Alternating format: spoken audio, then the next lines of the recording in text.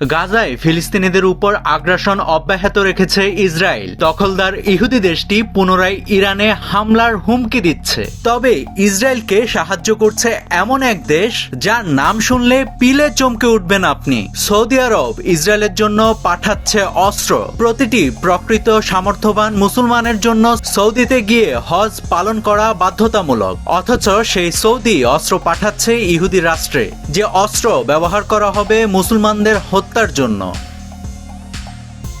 গত 8ই আগস্ট যুক্তরাষ্ট্রের মেরিল্যান্ড থেকে আসা বাহারি ইয়েনিগু নামের সৌদি একটি জাহাজ ইতালির জেওনা বন্দরে ভিড়ে। পরিকল্পনা ছিল অস্ত্রগুলো সেখান থেকে পাচার করা হবে আবুধাবিতে, কিন্তু বন্দরকর্মীরা জানতে পারেন জাহাজটিতে আগে থেকেই রয়েছে ইসরায়েলগামী অস্ত্র ও গোলাবারুদ। এই তথ্যের পরই প্রায় 40 জন কর্মী জাহাজে প্রবেশ করে অস্ত্রের খোঁজ পান। Genoa autonomous collective of port worker CALP এর সদস্য জোসে নিভুই জানান, তারা যুদ্ধের জন্য কাজ করেন না। এ ঘটনার পর বন্দর কর্তৃপক্ষ অস্ত্র চোরাচালান রোধে স্থায়ী পর্যবেক্ষণ দল গঠন করবেন বলে ঘোষণা দেন। এর আগেও 2019 সালে একইভাবে অস্ত্রবাহী একটি জাহাজ আটকে দেওয়া হয়েছিল।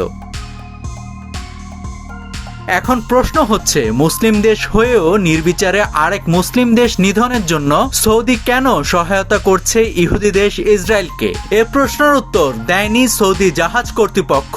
উল্টো গোটা ঘটনাকেই মিথ্যে বলছে তারা। সৌদি জাহাজ বাহারি কর্তৃপক্ষ অভিযোগ অস্বীকার করে বলে তারা কখনোই ইসরায়েলে কোনো পণ্য পাঠায়নি। তাছাড়া তাদের সব কার্যক্রম আন্তর্জাতিক আইন মেনেই চলে। তারা উল্টো প্রতিষ্ঠানের সুনাম ক্ষুণ্ণ করার কারণে আইনগত ব্যবস্থা গ্রহণের হুঁশিয়ারি দিয়েছে। নাভিদ হাসান, সোনালী নিউজ।